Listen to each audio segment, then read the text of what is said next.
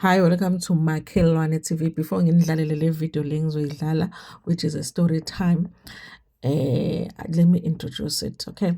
So this lady here, you guys, is telling a story of how she ended up in prison, and her marriage was the reason that she ended up in prison. Yes, le story ngoba I've said it on my other channel ukuthi most of the time we don't realize ukuthi when you stay in a toxic relationship, most of the time it's not just one partner that is toxic, because even if you were never toxic, for you to manage to stay in a toxic relationship, you kind of have to be toxic too, whether you like it or not. So it has that element, and I feel like there are lessons to it, especially for the young people that are still going to get into, relationships, get into marriages, so that if you see certain signs, you can, identify for yourself that this is good for me. You have to be out before you go crazy. Another thing, you guys, is that khona abantu that if you are in a relationship with them, they can find a way of just pushing you and pushing you and pushing you and pushing you. And then when you get to that crazy place, because anybody can just lose it, anybody can break out sometimes. When you lose it, because they knew exactly what they were doing while they were pushing you, they will be ready. They will be ready to record you. They will be ready to tell everybody how bad and toxic and, violent you are. So it's very important that awuhlali relationship a toxic ngoba you don't know what the other person is. Even if you think you are not toxic, but if your partner is toxic, you will end up in a situation that you never thought that you could end up in, because sometimes the pushing and the pushing and the pushing is planned, and they know that one day, just one day, you are going to lose it and you can just end up in prison. This is a story that is giving us so many lessons.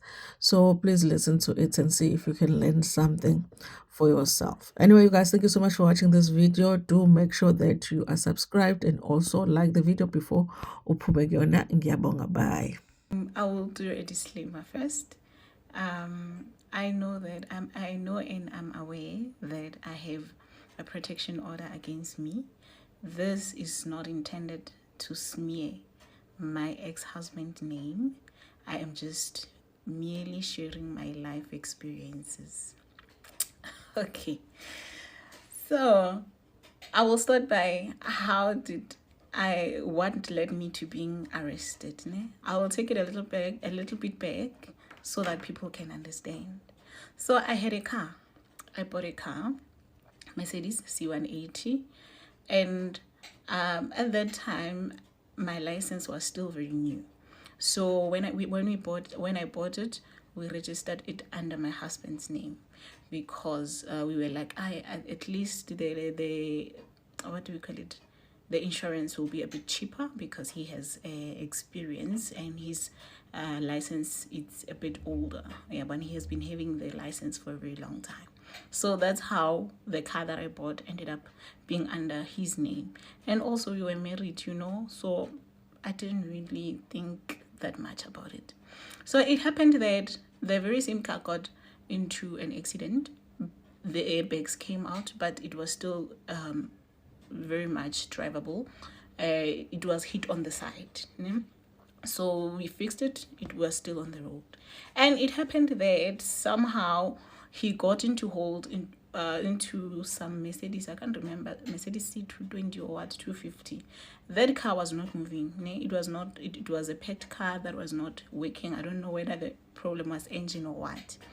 And then he decided that that car was beautiful because apparently you could open. It had some sunroof, something. I think maybe that's what attracted him. He felt that he would rather exchange my car with that car. The person who was owning that car couldn't afford to fix it. So I remember this other time he was telling me, Rayman, remember there is a car that is being fixed, because we had a mechanic guy whom we knew. He was almost like a family mechanic. He fixed our cars, he serviced our cars. So he told me this other day, I was thinking that there's this guy that this brother is fixing. I think maybe if we could exchange it with the car outside. So when he said the car outside, we had 2 skorokoros outside. So I never thought that he was talking about my car when he said he was thinking of the car outside. Yeah, he was never specific. We had 4 cars outside. So when he says a car outside, I mean the car is skorokoro, is not moving. So we can exchange it with another skorokoro, not my car. Yeah, and then I remember this other time I came back from work, and then they were busy outside with the mechanic guy cleaning my car and all that. I didn't really think much of it until the following day in the morning. I had to go to work.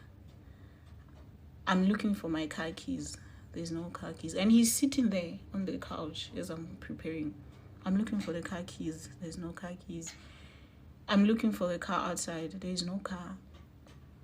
So I called the mechanic, because now I'm thinking, okay, maybe the mechanic took it to fix, I don't know what. I called the mechanic. He's still there. He's not saying anything. I called the mechanic. Abuti, I need to go to work. Where is the car? And then he said, no, man, please ask your husband. Ask my husband. Okay. I dropped a call. Okay, Motu, I need to go to work. Where is my car? And he's like, how? I told you, Mosori, I took the car to that lady. Kiri, which lady? Like, I was so confused. I was hurt, guys. A whole car, a whole C180, it was taken. I was there. He never said anything to me. Now, that's when I understand. So when you were talking about a car that you're going to exchange with a car that is not moving, it was my car. And you had the guts to take my car while I'm still in the house, and you didn't tell me. Guys, I cried. Like, I was so hurt. You know, I was used to being a Popeye in that house, but that one took a whole car being taken, your car. Just because it was under his name. He didn't tell me. I was there. He didn't tell me. I cried. So as I was crying, I had to go to work. I had to take another car. I had a van as well. I took the keys. And okay, let me cut it here. I'll do the part 2. So it happened that I ended up moving out of our matrimonial house. Yeah, it's and I moved out because things were just not, the marriage was not working. It was not marrying at all. I moved out. So now remember, he has exchanged my car with that other lady's car, and then the car was still under that other person's name. Yeah. I moved out, and then I think 3 or 4 months after moving out, I received a summon about the divorce, that he has filed for divorce. I was happy, yes. And then now I read through the divorce. I think after maybe a week or 2 weeks, I read through the divorce papers. He wanted the 50% of everything, 50% this. Oh, okay, fine. We were married, and customary law, obviously, automatically it's 50-50.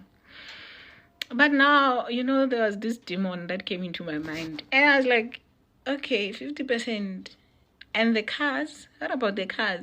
Because now the one that was left under his name, that was working, all the cars were under his name. But now we had the 2 skorokoros there. Only the 2 cars were working. He exchanged the other working car. We are left with 1 car that is working, of which I took it when I was moving out, the van, the Navara van.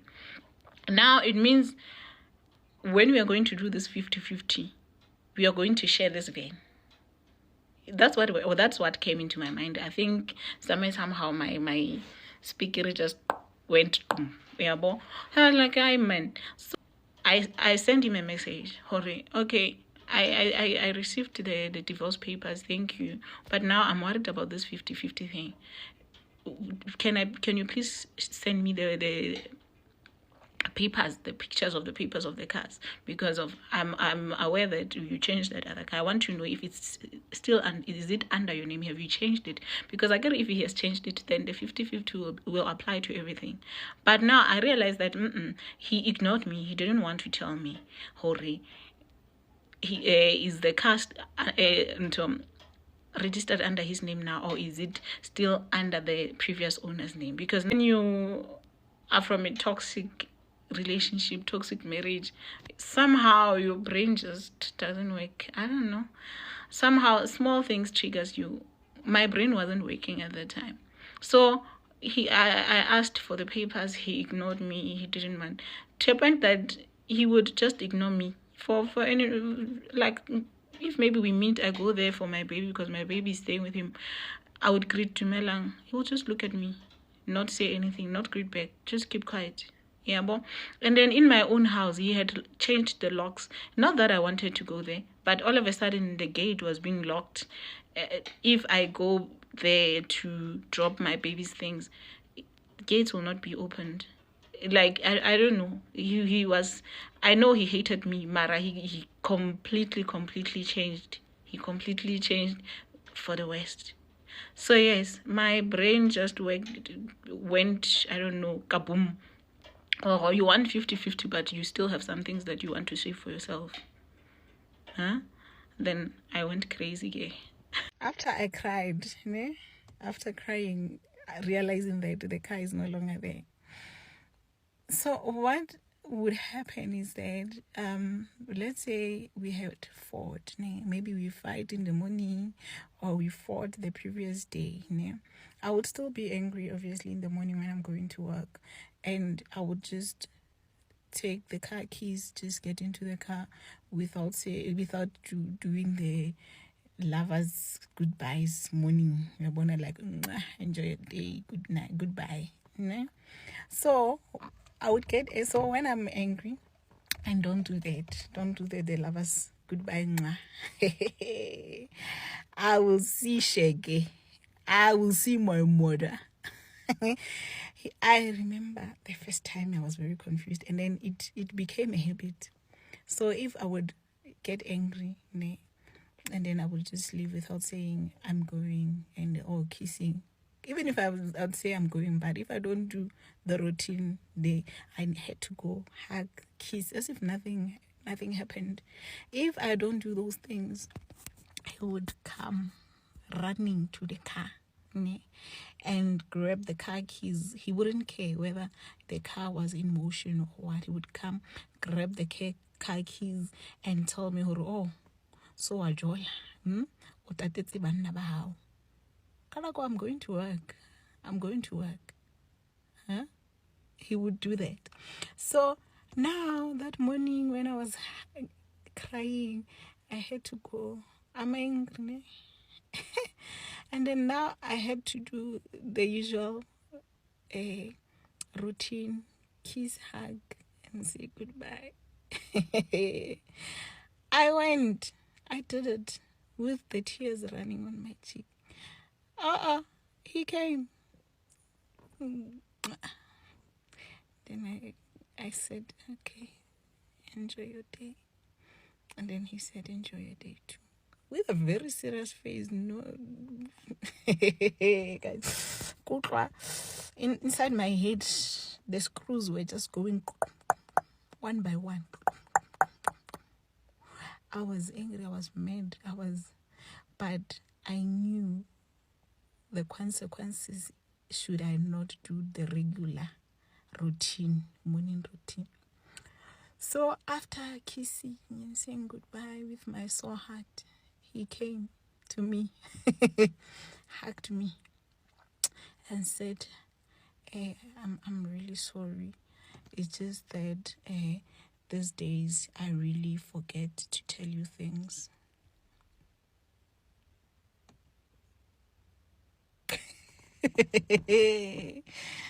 I laughed a little. Career? No, it's just that I forget to tell you things. He forgot to tell me about such a big thing, big car. And then he hugged me And I could see her, you know what, yeah. Now I am becoming the Popeye that he wants. And you could see there was no remorse. There was no remorse. He was just happy that now, no matter how angry I am following the routine. I am following the rules that he has set. Okay, a disclaimer. I am not making these videos to smear my ex-husband's name. I'm just merely sharing my life experiences. So the morning of the day that I got arrested, I told you guys that I sent him a message, he ignored me, and then I told him that I'm coming. I sent a message, told him that I'm coming. Still, he ignored the message. I got there, the gates were locked. I packed by the gate. He came out. He just looked at me. He was not talking to me, just folded his hands, looked at me while he was still inside. I told him, he just looked at me, like, and then he went back inside the house. Those bolts, those speakers that were going in my head, they started. I don't know what happened. I jumped the gate, went inside, and the person, Umuntu, was not talking to me. I was talking alone. He left me in the kitchen, the sitting room. He went into the bedroom. I followed him. Born. I was the real Popeye. The real Popeye. Like, when I come, he'll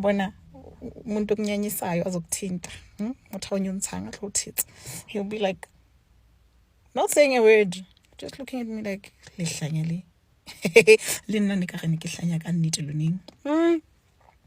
and then I was really getting mad, real. He didn't say anything to me. He just picked up his phone, called the police, told them that there's an intruder in the house. He called the police before I even smashed the car. Yeah, he called the police on me. And then I went outside. I was like, since I'm going to be arrested, let me just get arrested for the real thing. My brain was still not working at that time. I went outside, took a brick, smashed the windows, and I told him, Raker, it's my car. I worked for this car. I bought it with my own money. So I'm smashing it. I smashed it. He was taking me videos and pictures. I was the real Popeye that day.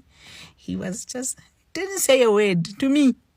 I was the real Popeye, the real psycho, the real crazy one. He was just an angel, just standing there, spectating, looking at this poor, crazy woman. He just kept quiet. Now I was going kaboom. I smashed the car, and then I jumped the gate again. And then I went back to my room, my big room where I was renting at the time. And then I received a call later during the day from the police station. We have a mister here. He's saying that he's getting you arrested because when you smashed his car. And then I asked the person who was calling me, his car, did you ask him to show you the papers of the car? Because I knew those papers didn't belong to him. Yeah, but so how is he getting me arrested? He was supposed to go, get the owner of the car to come and get me arrested.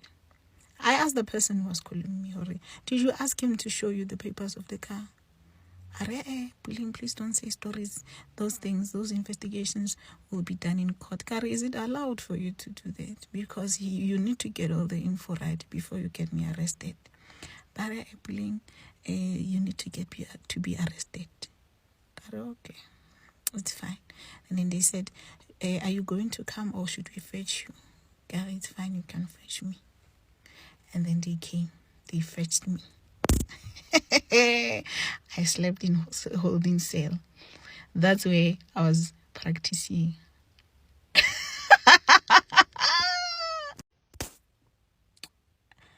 A quick disclaimer. I know and I'm aware that I have a protection order against me. This video I'm not making this video to smear my ex-husband's name. I am just merely sharing my life experience. So I slept. Go the ceiling, go the holding cell. Yeah, but it was cold. It was cold like nobody's business. I was sleeping on the floor. The blankets were smelling of things that I can't even explain. Yeah. It was very cold. I got there, I slept. The following day we went to court, and then I was there the whole day. He wasn't there.